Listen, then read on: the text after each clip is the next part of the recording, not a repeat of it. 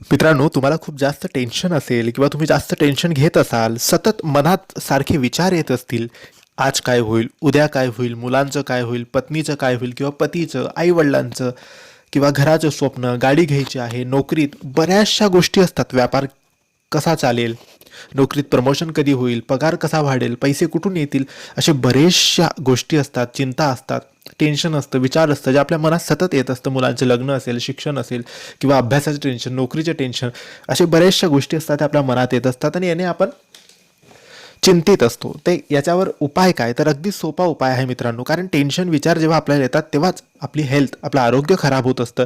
आणि जेव्हा आपल्याला टेन्शन विचार येणार नाही तेव्हा आपण बिंदास्त राहू, हसत खेळत राहू. कारण उद्या काय होणार आहे हे कोणाला माहीत नाही. म्हणून याच्यासाठी एक उपाय आहे. शांत जागेवर एकट्यामध्ये बसा, स्वामींचे नाव घ्या, डोळे बंद करा आणि स्वामींना बघण्याचा प्रयत्न करा डोळे बंद करून.